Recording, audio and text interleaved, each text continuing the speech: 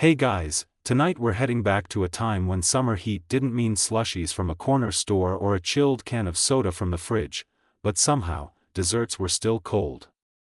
You're going to lie back and drift through the scorching plains of ancient Persia, where inventive minds found a way to freeze water, store it for months, and craft sweet, icy delicacies, right in the middle of the desert. Now, fair warning, you probably wouldn't survive this journey. Between the heat, the sandstorms, and the sheer lack of air conditioning, most modern humans wouldn't last more than an afternoon. But thankfully, you don't have to survive, you just have to listen, imagine, and gently drift off. So, before you get comfortable, take a moment to like the video and subscribe, but only if you genuinely enjoy what I do here, and if you're listening from somewhere especially warm, or cold, drop your location and local time in the comments. I love seeing how far this sleepy caravan travels. Now, dim the lights, maybe turn on a fan for that soft background hum, and let's ease into tonight's journey. Together, you wake up to the low rustle of palm fronds and a sound like sand shifting softly in the wind. The desert is already warm, and the sun hasn't even cleared the distant hills. You blink groggily, your feet wrapped in a thin linen cloth, your face dry from the heat, your tongue sticking slightly to the roof of your mouth. You'd give anything for a cold drink. The year is something like 500 BCE, give or take. You're somewhere in the heart of the Persian Empire, possibly near the oasis city of Yazd, though names are fluid here and time has that soft, dreamlike fuzz around the edges. What matters is the heat. It rolls off the ground in visible waves, the kind of sun that makes stones sweat. Your host today is a cheerful, middle-aged merchant named Hafez, who seems entirely unbothered by the weather. He claps you on the shoulder and offers a smile that's been sandblasted by years in the sun. You'll get used to it, he says. Eventually. You squint at him. How do people even eat in this heat? You manage to croak. He winks. Oh, we don't just eat. We chill. You're not sure whether that's a pun he means in English or some kind of early translational accident of the universe. But it doesn't matter, because he's leading you through winding alleys of mud brick walls, until you find yourself in a shaded courtyard where someone is grinding pomegranate seeds and mixing rosewater into a copper bowl. Nearby, dates are laid out to dry, their sugary scent wafting gently in the breeze, but your attention snaps to something else. A group of children gathered near a small clay bowl filled with what looks suspiciously like slush, cold, icy slush. In the middle of the desert, your brain hiccups. This must be a trick. Some kind of local mirage. You lean in. Sure enough, it's real. There's ice. Cold, crunchy ice. How is that even possible, you ask, half to yourself. Hafez grins again. Ancient Persian secret. Historians still argue whether the knowledge of these cold-making structures came from local ingenuity or was passed along ancient trade routes from even older civilizations, Babylonia, or maybe the highlands of Anatolia. But what's clear is that by the Achaemenid period, Persians were storing winter ice for use in the summer heat. And not just storing, it was a cultural feature. A statement. A flex, even. Look at us, it said, we conquered the desert, with desserts. You follow Hafez out of the courtyard, still dazed by the taste of chilled rose syrup lingering on your tongue, and pass through a narrow street that smells of wool and donkey. You round a bend, and there it is. Looming on the outskirts of the settlement like some half-buried alien spacecraft, a massive, conical dome made entirely of mud brick, its top tapering into a soft point, like a soft-serve cone sculpted from earth. That, Hafez says, is where the magic begins. You've heard the word already today, whispered in passing by someone slicing dates. Yakshul, literally, ice pit. Yakshuls were more than just giant clay fridges. They were marvels of ancient engineering. And they weren't just for the elite. Villages, towns, even caravans used them. The Persian elite may have enjoyed the fanciest versions, stocked with delicate fruit syrups and luxury custards, but even the common folk knew how to savor a moment of coolness in the middle of August. One mainstream historical fact. These structures could store ice, actual ice, for months, even through the brutal summer. That's not just good design, that's a logistical miracle in the days before electricity. The quirky tidbit? Some communities, unable to collect enough natural ice, used to fake it, freezing shallow puddles at night, scooping up the crust, and layering it with straw. It was a painstaking process, but hey, sometimes the illusion of a cold treat is all you need. Ancient Persian popsicle placebo, you press your palm to the side of the yakshal. Despite the sun overhead, the clay is cool. Almost comforting. A bit like touching the surface of a baked potato left to rest, warm outside, but something hidden inside still carries a secret chill. Hafez leans in. Come back tonight, he whispers. That's when it really sings. And just like that, the day has only begun, but you already know you'll be dreaming of icy spoons, whispering domes, and maybe, a sec. You're back at the yakshal before the sun has even finished climbing into the sky. Maybe it's the curiosity, or maybe it's the promise of another cold treat. Either way, you're here, squinting up at the towering mud-brick dome that somehow, impossibly, houses ice. Hafez chuckles as he sees you approach. Can't resist a second look, eh? Happens to all of us. This time, he pulls back a heavy reed mat covering a low doorway near the base. The entrance is surprisingly small, you have to crouch to squeeze through, and the sudden drop in temperature makes your skin prickle instantly.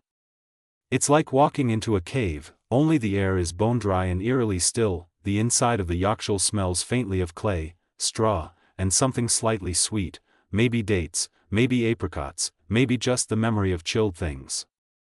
You can't help but imagine little ice fairies living in here, lounging on snowdrifts and judging anyone who touches the walls too roughly. In truth, the yakshal is deceptively simple. A domed chamber. A thick base. No moving parts. And yet, every inch is precision engineered for one task, defeating the desert. The structure works thanks to a mix of thick insulation and clever airflow. The outer walls are built from a special mortar, called saruj, made of sand, clay, egg whites, goat hair, lime, and ash. It sounds like something you'd find smeared on a Viking battle wound, but here, it creates a waterproof, heat-resistant shell. And those conical shapes? Not just for decoration. That particular angle, sloped just right, minimizes surface area exposed to the sun during peak hours.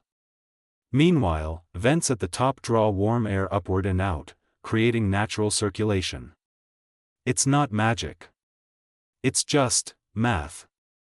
Ancient, dusty, ice-loving math. Feels like a cave, doesn't it?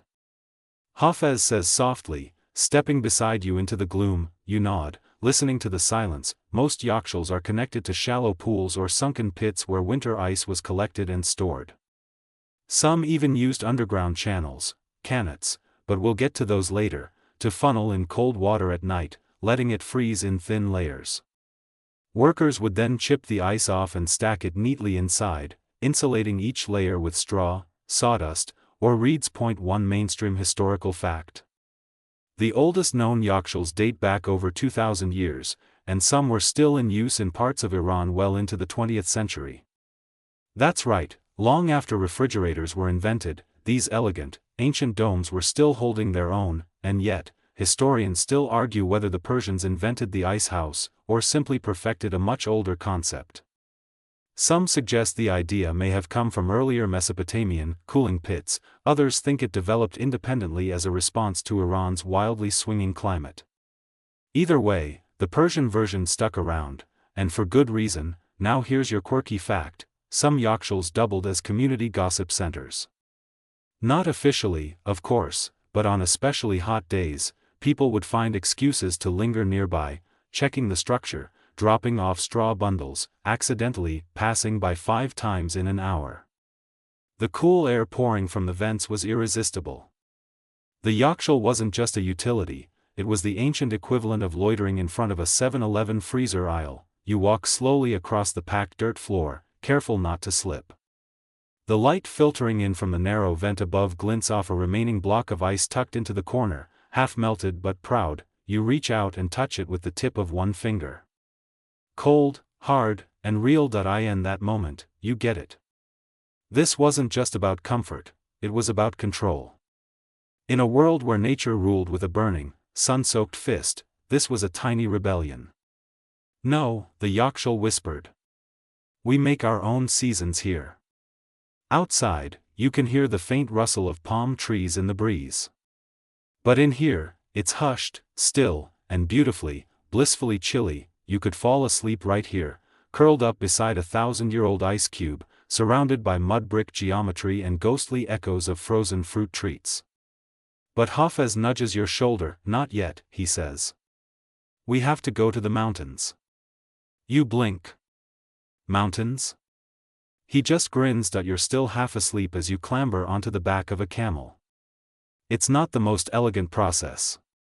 Your foot misses the stirrup, twice, and the camel grunts with what you can only assume is judgment. But soon, you're wobbling forward across the desert, surrounded by a small caravan of bundled figures. Hafez is already ahead, swaying gently on his mount like he was born in the saddle. Mountains, he shouts back over the wind. Where ice begins its journey. You've been promised snow. In Persia. In winter. In a desert empire that built freezers out of dirt, your eyebrows remain skeptical, but hour by hour, the heat begins to relent. The land rises. The breeze turns from scorching to brisk, and the air grows sharper, like someone took the usual sun-warmed filter off the world and swapped it for something crisper. By dusk, you're ascending the foothills of the Zagros Mountains, rugged, wild, and impossibly serene. The desert is far behind you now, replaced by slopes dusted with scrub, juniper, and the occasional goat who regards you as though you owe it money. Night falls suddenly, like a blanket dropped from above. The caravan makes camp near a craggy outcrop. Fires are lit, flatbread is shared, and you huddle under layers of wool, rubbing your hands together as your breath steams in the air. Hard to imagine this ends in dessert, you mutter. Hafez just laughs. Wait until morning. When the sun rises again, you understand. The mountain peaks above you are capped in white, actual, glittering snow. Not dust. Not salt. Snow. You nearly jump up and down like a child at a ski resort. So this is where it all begins, the cold stuff, the raw ingredient of every ancient slushy you've sipped so far. You're not the only one here. Already, teams of workers, wrapped in thick cloaks and smelling faintly of goat, are hacking into the snowbanks with wooden shovels. Some of them scrape together the freshest layers, others gather large clumps and pack them into woven reed baskets lined with straw. They work fast and quiet, as though the mountain might change its mind at any moment. One mainstream historical fact. During the Achaemenid and later Sasanian periods, snow was regularly harvested in the mountains and transported back to cities like Shiraz and Yazd. These weren't just one-off efforts, entire systems and supply chains existed around the gathering and storing of ice, and it wasn't just the Persians doing it. Across ancient China and parts of Central Asia, winter ice was cut and stored in underground pits for elite consumption. But Persia did it with particular flair. The quirky tidbit? In some regions, snow was so valued that it was offered as a royal gift. That's right. Not gold, not silk, snow. Wrapped in straw, delivered by camel, and presented like the crown jewel it was. Your Majesty, may your sorbet be flawless. And yet, historians still argue whether these high-altitude harvests were efficient enough to sustain regular cold dessert consumption for all social classes, or whether most common folk simply relied on nightly freeze pools closer to home. The truth, like snowflakes in sunlight, melts under close scrutiny. You watch as the baskets are loaded onto camels, each one carefully cushioned to protect its precious cargo. The animals seem unimpressed. One licks a chunk of snow, looks disappointed, and promptly spits it out. Back to the Yakshal. You ask Hafez that. He shakes his head. Not quite. First, we need to keep it from melting. You frown. How? He points to the pile of insulating materials, straw, wool, sawdust. We wrap it. Layer it. And travel by night. You look at the sky, then at the baskets, then back at him. You're telling me this is basically a 500-mile ice cream run? He grins. With camels. And no cup holders. That night, the caravan sets off again. You trudge alongside, feeling oddly invested in the safety of this snow. It's strange to think that something so ordinary back home, a bag of crushed ice, a freezer tray, was once the product of weeks of planning and miles of hauling. By dawn, you're halfway down the mountain, the temperature rising, the scent of dust creeping back into the air. A young boy unwraps a straw bundle to check the contents. Still cold. Still intact. You swear the snow winks at you. For a fleeting moment, you wonder what it would be like to eat a snow cone right here, in the middle of this ancient supply chain. No syrup, no plastic spoon, just raw, crunchy snow and a camel watching with disdain. Honestly, you'd do it. The descent back into the lowlands is less dramatic than the climb, but you feel every mile in your bones. Your knees ache. Your back has regrets. Even your camel looks like it's contemplating retirement. The caravan moves slowly through the dusty terrain, with the same solemn care you'd expect from people escorting a relic, or maybe a birthday cake through a heatwave. Each basket of snow is rechecked, rewrapped, and carefully reloaded at every rest stop. You walk alongside Hafez, who's still bafflingly cheerful. It's not just about getting the snow to the Yakshal, he says. It's about getting it there beautifully. You raise an eyebrow. Are we talking about ice or a bride? He smirks. Both need to arrive fresh and without bruises. Despite the joking, there's real seriousness in how the ice is treated. You begin to understand, this isn't just logistics, it's ritual. A kind of devotion. And as ridiculous as it might sound to modern ears, you feel yourself rooting for these ice bundles. Come on, little guys. Just a few more days. You've got this. By now, you've crossed back into the desert proper. The temperature ticks upward with every hour. Your lips are dry. Your sandals are full of sand. And yet, inside the straw-wrapped bundles riding those camels, a tiny piece of the mountain still breathes cold. You stop for a rest near a crumbling well, where an older man named Soren offers you a clay cup of something milky and warm, fermented goat's yogurt, spiced with herbs. It's an acquired taste. You nod politely and pray your stomach is feeling adventurous. Soren, seeing your grimace, chuckles and gestures toward the snow bundles. Long time ago, he says, we pack ice with mint leaves. Keeps it fresh. And smells better than goat. Quirky, but clever. You picture ancient snowflakes sharing a straw-wrapped ride with crushed mint, and suddenly it feels like some artisanal hipster popsicle trend waiting to happen. Later that evening, just as the sun begins to dip below the horizon and the shadows stretch long and thin across the sand, you spot something familiar in the distance, the squat dome of the village Yakshal. Like a sunburnt cousin of the mountains, it waits, quiet, massive, ready. The caravan approaches with almost religious reverence. This is the moment that matters. If the snow has melted, all that work is for nothing. A wasted expedition. A very grumpy camel. The workers begin to unload the bundles, peeling back the layers of straw. You hold your breath. Hafez gently lifts the top off one. Inside, ice. Glorious, solid, clinking ice. It sparkles in the fading sunlight like treasure. Which, in this context, it absolutely is. 1 Mainstream historical fact. Ancient Persian records describe entire administrative systems built around this process. Some estates even kept detailed ledgers tracking ice harvests, transport times, and loss rates. The best teams were rewarded. The worst? Well, let's just say you didn't want to be the guy who lost a camel load of snow to poor insulation. Historians still argue whether these caravans carried just snow or also pre-frozen water blocks collected from local freeze pits. It's possible both were used, depending on region and resources. What's clear is that the delivery system was a marvel of coordination long before refrigeration or highways. The quirky tidbit? In some places, the first block of unmelted ice to arrive was given a blessing by the village elder. Not because it was sacred, but because it was impressive. Think of it as the ancient Persian equivalent of clapping when the plane lands. You help, clumsily, to stack the surviving ice into the base of the yakshal.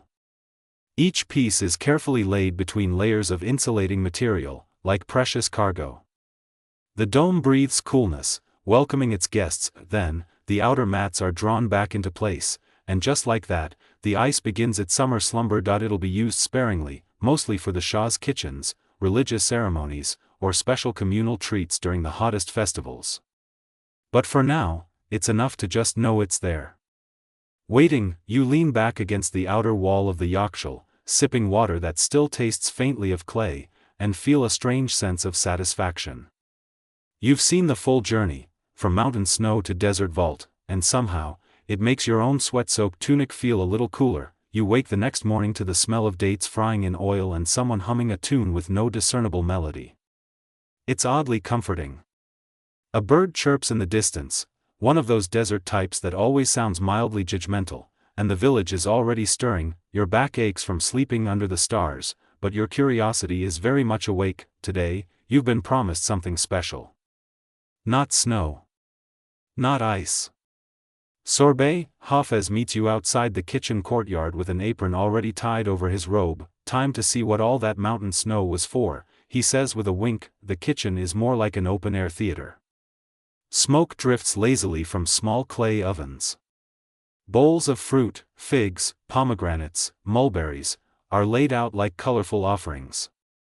Young assistants shuffle from task to task with the hurried calm of people who've done this every day of their lives, and in the middle of it all, a massive stone bowl packed with straw and chunks of that same snow you helped deliver, slushies for the Shah, Hafez declares with a dramatic gesture. Or at least his cousin. You're handed a wooden spoon and told to stir. Slowly. Gently. The goal is to mix fruit syrup, steeped in rosewater and sweetened with grape molasses, into the crushed ice without melting it too quickly. You stir like your dreams depend on it. 1 Mainstream historical fact. The Persians developed early forms of what we'd now call faluda, a frozen dessert made of thin vermicelli noodles, semi-frozen syrup, and a squirt of lime. The versions you're seeing today are less noodle-centric and more about fruit syrups blended into shaved ice, but it's part of the same chili tradition. You taste your first scoop, cold, floral, sweet with just a hint of grit from the ice. It melts on your tongue and immediately makes you forget the sand in your shoes. A young girl offers you one flavored with saffron and black cherries. Another boy presents a more tangy option, plum and sour orange. It's chaos. It's heaven, and here's your quirky tidbit. One variation you try includes a pinch of powdered dried cucumber rind. Supposedly for balance, though you suspect it's mostly because someone had leftover cucumbers. It tastes not bad, actually. Like eating a spa treatment. Hafez tells you that during Nowruz, the Persian New Year, these frozen treats become a kind of sacred indulgence. Not just food, but celebration in a cup. Historians still argue whether these delicacies were consumed daily in noble courts or saved for only the most important holidays. Some records suggest that Achaemenid elites enjoyed frozen milk-based desserts, while others say ice was reserved strictly for syrups and wines. You sneak a peek at a servant carrying a chilled jug of what you're told is wine infused with crushed myrtle berries and snow from a very specific ridge.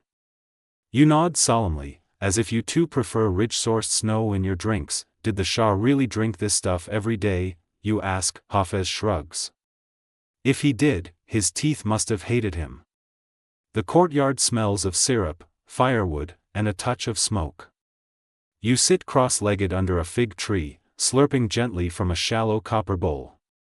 Around you, the soft clinking of spoons, the shuffle of sandals, and the faint laughter of children chasing one another with leftover crushed ice. In the center of the courtyard, a servant draws designs in the dust with her toe while humming something you almost recognize.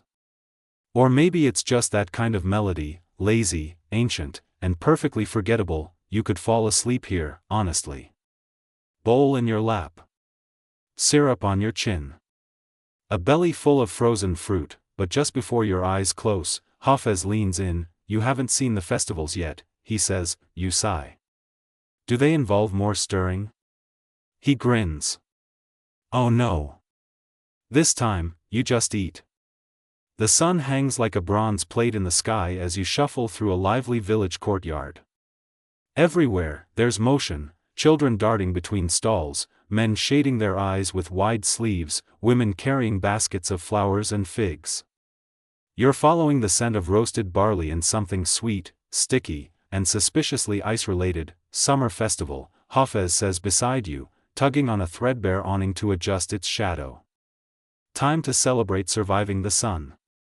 The courtyard bursts with color, saffron-dyed linens flutter in the breeze, fig leaves are strung along doorways, and the air is filled with the sounds of flutes, drums, and someone playing a two-stringed instrument that seems to mostly whine in tune. It's not just a party, it's a show of seasonal resilience. We made it through the fireball sky again. Time for a reward, and today, that reward is frozen, long, shallow clay troughs are lined up across the square, each packed with straw and nestled full of snow or crushed ice. Around them, people ladle out cold mixtures, honeyed apricot pulp, shaved grape ice, chilled rosewater puddings that wobble dramatically before melting into velvet. You're handed a bowl with something pale green. Basil sorbet? You take a bite. It's unexpected. Bright. Cool. Slightly herbal. Like someone tricked salad into becoming dessert. 1 Mainstream historical fact? Persian summer festivals, especially in Zoroastrian traditions, often coincided with agricultural cycles, and cold desserts played a role not just as refreshment, but as offerings. Some scholars believe the coolness was symbolic of purity or cosmic balance in the heat-heavy season. Ice as both pleasure and prayer. And while you're standing there, spoon in hand, someone shouts and a group of teenagers sprints by holding sticks topped with frozen mulberries like wild dessert lanterns. This, Hafez says, scooping something suspiciously like snow onto a slab of frozen grape paste, is how we make summer behave. You bite into a crisp slice of chilled melon. It crunches like a snowball, sweet and wet and absurdly cold. Nearby, a woman is selling frozen goat's milk custards topped with candied violets. You try one. It's weirdly elegant, and also definitely not designed for lactose-sensitive travelers like yourself. Worth it, the quirky tidbit? You overhear one stall vendor brag that their ice has been charmed by a local mystic, making it colder than everyone else's. Whether the charm works is up for debate, but her queue is longer, so maybe belief adds flavor. As you meander between stalls, people keep handing you things: bowls of fruit mash, chilled lentil pastes, frosted pistachio pudding. One small boy gives you a frozen fig on a stick and runs away before you can say thanks. Historians still argue whether the practice of public dessert festivals was widespread or limited to wealthier urban centers. Some records suggest rural celebrations used freeze pits to prepare simpler slushes, while elite gatherings involved more elaborate desserts like faluda or iced custards. You stumble upon a group gathered around what looks like an enormous mortar filled with ice and cherries. A man inside, yes, inside, is stomping on the fruit mixture with bare feet, laughing as everyone shouts flavor suggestions at him. Mint. Someone yells, salt, someone else tries, no salt. You donkey. Another shouts, and everyone erupts into laughter. You step back under the shade of a fig tree, mouth cold and fingers sticky.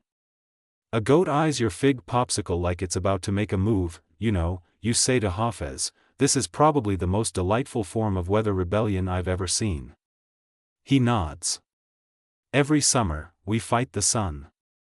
Every summer, we win a little.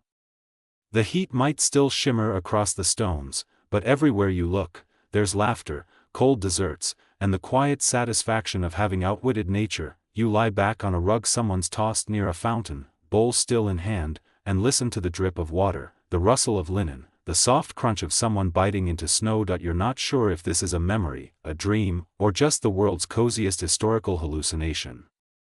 But you do know this: you're going to sleep sticky, slightly sunburned, and completely satisfied. You wake to the gentle splashing of water and the scent of something floral in the air, perhaps rosewater, or maybe jasmine stirred into tea. The festival has wound down. No more flutes or frozen melons. Just a lazy morning hum as villagers sweep up petals and refill water jugs. Your back's a bit sore from sleeping on a rolled-up rug, but you're learning not to complain. Especially not when Hafez is already wide awake and offering you a bowl of warm barley porridge, dotted with bits of candied quince. Today, he says between mouthfuls, you're going underground. You blink. Pardon? He gestures toward the edge of the village, where a small stone stairwell disappears into the earth. It's time you met the Kanat. You're not sure what you expect. A tunnel, yes. Maybe a well? Possibly an ancient cellar where someone stores forbidden snow grapes. But what you don't expect is how cool it feels, literally and figuratively, as you descend into the dim, earthen passage. The air changes instantly. It's damp, quiet, and about 15 degrees cooler than outside. You sigh. Your pores sigh. Your sandals practically weep with relief. 1 Mainstream historical fact. Kanats are underground aqueducts developed in ancient Persia to transport water from mountain sources across long distances, sometimes dozens of kilometers, using only gravity.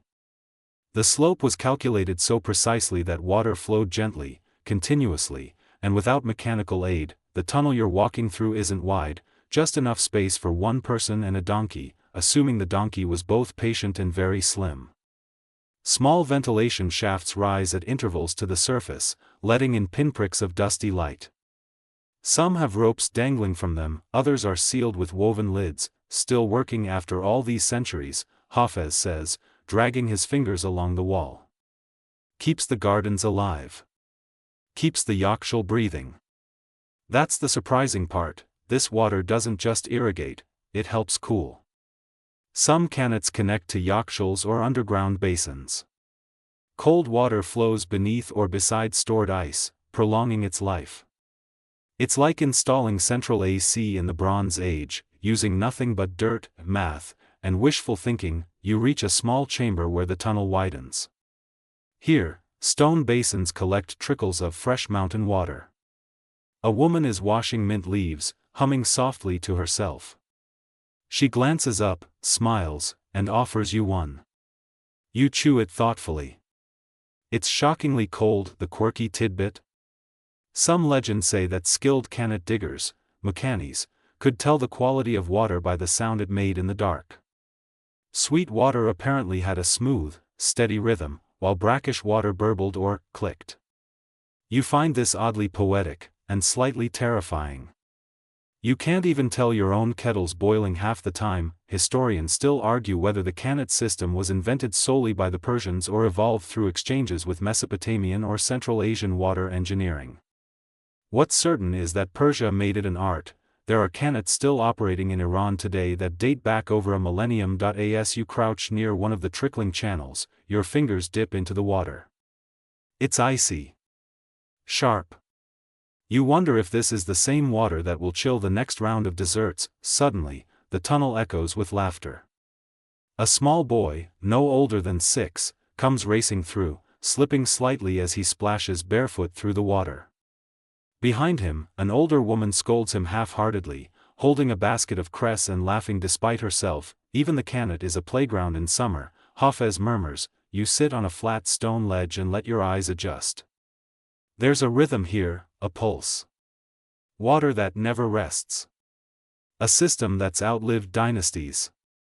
Quiet genius humming beneath the ground. You could nap here, honestly, tucked between stone and water, lulled by the slow gurgle and the dim, earthy hush. But Hafez nudges you. Come on, he says, climbing back toward the light. Let's get back above before we start sprouting moss. You squint as you emerge into the daylight, blinking like a mole. The desert sun's back in full swing. But now, you know the secret. It doesn't matter how hot it gets up here, the real magic is flowing quietly below. You've barely dusted yourself off from the Kanat excursion when Hafez points to a narrow alley winding through the village. You've seen where the ice sleeps, he says, but now you should see who gets to eat it. You glance at your sandals, which are full of grit again, and sigh. Am I about to meet the royal dessert tasters? Better, he grins. Commoners. You follow him past mud brick homes and shady fig trees, ducking under linen canopies strung between rooftops. Children chase each other with half-melted ice chips. A girl giggles as her brother tries to freeze her nose using what's left of his bowl. The path opens into a tiny courtyard where a grandmother is seated on a woven mat, churning something in a copper pot set inside a ring of packed snow. Her hands move with ease, as if they've done this for decades. Maybe centuries. She glances up at you and winks. "Apprentice," she asks in a low voice. You blink.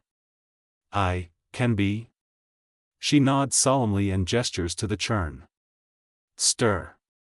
Clockwise. Gently. You frighten the syrup otherwise." One mainstream historical fact. While ice and chilled desserts were often associated with nobility, many Persian towns developed their own small-scale traditions of frozen treats, especially in oasis communities where yakshals and kannats made them accessible to the middle and working classes. It wasn't a daily snack, but it wasn't only for kings, either. You take the wooden spoon and begin stirring. The mixture smells of saffron, honey, and tamarind, rich and earthy. A faint chill creeps up from the copper pot and settles into your fingers. Around the courtyard, people begin to gather, young, old, barefoot, calloused, sunburned. A man leans against the wall playing a slow rhythm on a frame drum. Someone begins slicing cucumbers. Of all things, the grandmother tastes the syrup and nods. Needs rosewater. A boy runs to fetch a small clay jug and tips it in. You stir faster, now convinced that somewhere along the way, you've become emotionally responsible for the entire batch. Then comes the serving. Small clay bowls, each portion topped with a sprig of basil or a slice of chilled apricot. You're handed the first one. Everyone watches. No pressure, you take a bite. It's perfect, cool, tart, sweet, and floral, like someone captured the desert's soul and then politely asked it to calm down. The quirky tidbit? Some villages had a summer ice lottery, where families would draw lots to see who got the first bowl of chilled fruit mash. In some cases, children were blindfolded and asked to pick stones from a pot. White 4, first scoop; black 4, try again tomorrow. Ancient suspense, dessert edition. Historians still argue whether these local customs were born from royal imitation or evolved independently. Some believe village frozen treats were simplified adaptations of courtly faluda and sorbet.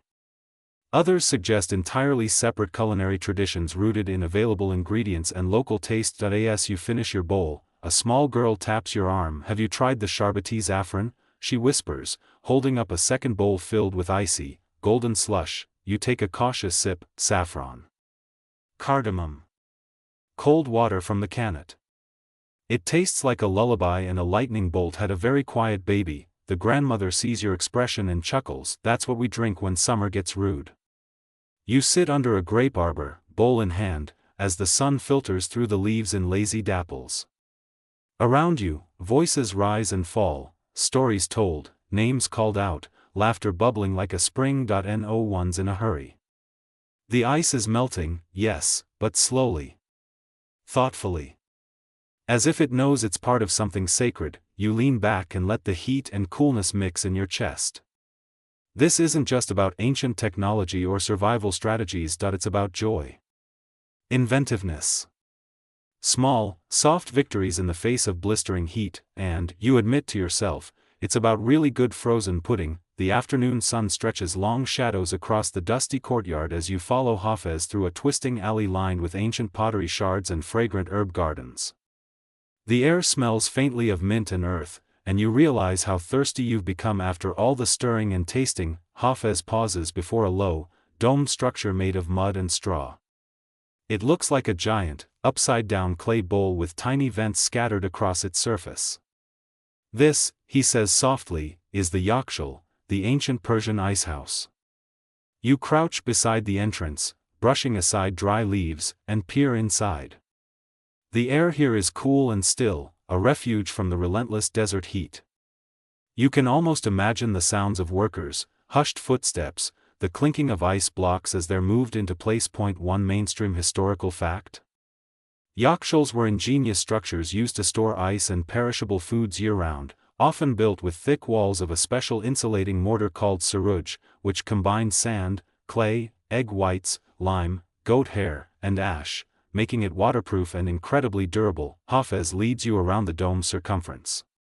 Ventilation shafts rise like watchful sentinels, allowing hot air to escape while cool night breezes slip inside. Beneath your feet, a deep underground storage chamber keeps ice frozen for months, sometimes harvested during winter from nearby mountains or carried down from cannots. You run your hand over the cool mud wall, feeling the rough texture and the faint hum of centuries-old secrets trapped within. The quirky tidbit? Some locals believe that the Yakshul's shape was inspired by a mythical bird's egg, meant to keep the precious ice alive and protected. Others say the vents were designed to mimic the way desert lizards regulate body temperature. Historians still argue whether the design was purely practical or influenced by spiritual symbolism. You imagine the workers trudging through the cold tunnels, their breath misting in the air as they stack ice blocks beside dried fruits and herbs. Nearby, a small pool reflects the dim light filtering through the vents, creating a shimmering oasis underground. Suddenly, you notice a faded inscription carved near the entrance, half erased by time. It speaks of a royal decree to protect the Yakshul and its contents, highlighting the importance of ice not just for comfort but for survival and medicine. Hafez smiles. Ice was precious. Worth more than gold in some seasons. You sit quietly inside, feeling the contrast between the fierce sun outside and the gentle chill wrapping around you like a soft blanket. It's a reminder of human ingenuity, a way to tame nature's extremes using only stone, sweat, and a little bit of hope. Outside, the wind picks up, stirring dust and petals. You lean back against the cool wall, eyes half closed, letting the quiet coolness seep deep into your bones. This Yakshul isn't just a building. It's a testament to centuries of patient creativity and the comforting knowledge that, even in the harshest places, humans found a way to create moments of cool calm. You breathe it in, the smell of earth and ice mingling like a secret whispered between the past and present. The evening settles softly over the village, with a sky painted in muted purples and golds. You wander toward a small open-air kitchen where smoke curls lazily from a clay oven, carrying the sweet aroma of toasted nuts and spiced fruit. Nearby, a middle-aged man stirs a thick, amber liquid in a large pot. Hafez nods toward the pot. That's sharbat, the traditional Persian syrup drink. Perfect for cooling down after a day in the sun. You watch as the man ladles the syrup into small cups, pouring each over crushed ice harvested from the Yakshul earlier that morning. The glistening shards sparkle like tiny gems, promising refreshment with every sip. 1 Mainstream historical fact. Sharbat has ancient roots, often made from fruits, flowers, and herbs mixed with sugar and water or rosewater, then chilled with ice from the Yakshul. It was not only a cooling drink but also believed to have medicinal properties, soothing digestion and calming the nerves. You take a cup and tentatively sip the syrup. The taste is bright and floral, with a hint of cardamom and the gentle tang of lemon. It's surprisingly delicate and utterly refreshing. The quirky tidbit? Some recipes for sharbat included unusual ingredients like sandalwood or ambergris, thought to add luxury or even aphrodisiac qualities. You're not quite sure if you want to try the ambergris-infused version, but you admire the adventurous spirit. Historians still argue whether sharbat was more commonly enjoyed as a medicinal tonic or a daily refreshment. Some texts suggest it was reserved for special occasions, while others indicate it was a staple during the scorching summer months. As you savor the cool liquid, you notice children playing nearby, their laughter mingling with the bubbling sounds from the kitchen hearth. A woman carefully crushes ice with a wooden mallet, preparing for the next batch of chilled treats. Hafez points to a nearby table piled high with dried fruits and nuts. These were often added to sharbat or desserts, adding texture and sweetness. You reach out and pop a candied fig into your mouth. It's sticky and sweet, with a hint of smoky warmth from the oven. The man cooking smiles at you. Care for a story about this place?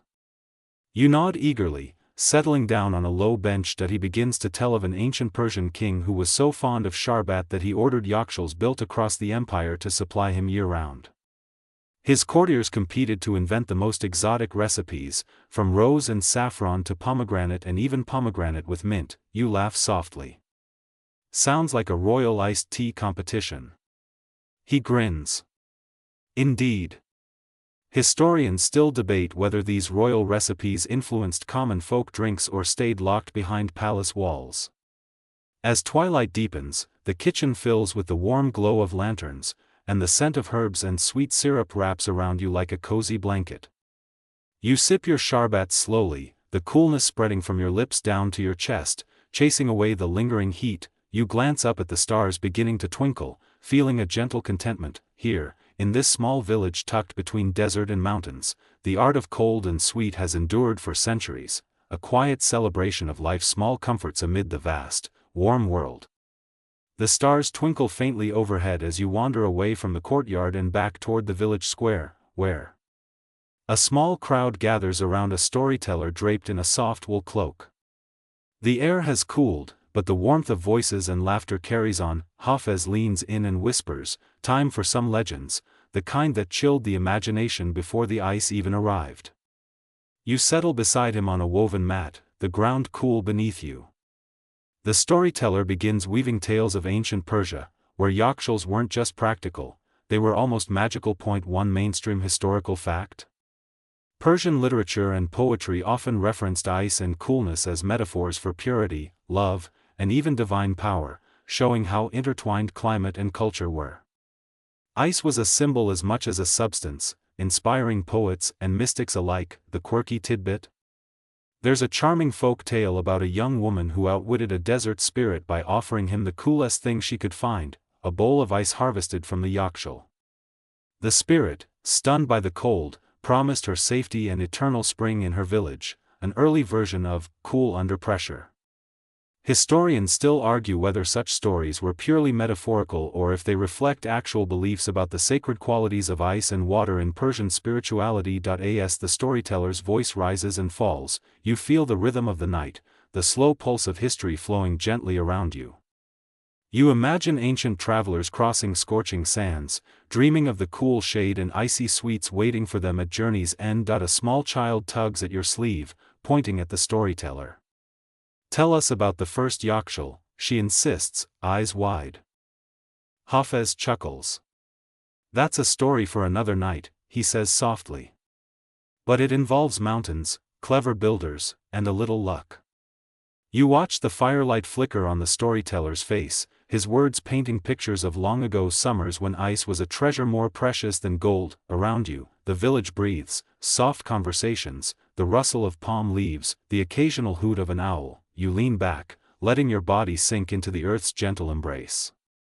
The coolness of the day lingers in your bones, mixing with the warmth of human stories shared beneath the stars. This is history not as dry facts, but as living moments, quiet, comforting, and just a little bit magical. You close your eyes, the storyteller's voice becoming a soothing hum, and somewhere deep inside, you feel a cool breeze whispering through the desert night. The village slowly drifts toward sleep, but you find yourself drawn to the outskirts where Hafez leads you to a small grove of date palms. The air here is heavy with the scent of ripe fruit and earth warmed by the setting sun. "Dates," Hafez says, plucking a sun-dappled cluster and handing it to you. A staple food and natural sweetener, perfect companions to frozen desserts. You bite into a date. It's sticky and dense, with a caramel-like sweetness that feels like the desert's own candy. You savor the slow melt on your tongue. Point 1 Mainstream historical fact. Dates have been cultivated in Persia for thousands of years and were often stored in cool, underground pits, sometimes near or inside yakshals, to prolong freshness during hot months. Their natural sugars made them ideal for sweetening icy treats before refined sugar was common. The quirky tidbit? Some date varieties were so prized that they were reserved exclusively for the royal table or gifted as tokens of diplomacy. There's a story of a Persian diplomat who once sent a shipment of rare, honey dates, wrapped in rose petals to a foreign king, an ancient version of a sweet peace offering. Historians still argue whether the storage of dates near icehouses was primarily practical or symbolic. Some suggest it was a ritual to honor the fruit's importance in Persian culture. Hafez sits down beside you, peeling back the skin of a date and tossing the pit aside. "Dates and ice," he muses, "they're partners in a desert dance." You listen to the rustle of palms, the distant murmur of village life winding down. The coolness of the night deepens, mixing with the sweet richness of the fruit. you imagine the hands that planted these palms centuries ago, the care taken to cultivate such a perfect gift in a harsh land. There's a gentle rhythm here, a balance between sun and shade, heat and cold, hard work and simple pleasure. You lean back against a palm trunk, the rough bark pressing against your shoulder. The stars are brighter here, scattered like crushed ice across the sky. For a moment, the desert feels less barren, more like a quiet garden of secrets, and as you close your eyes, the sweetness lingers, a soft echo of the ancient world you're slowly uncovering. The next morning dawns quietly, the sun peeking gently over distant mountains, casting a soft glow on the village rooftops. You awaken to the faint aroma of fresh bread and honey drifting through the cool morning air.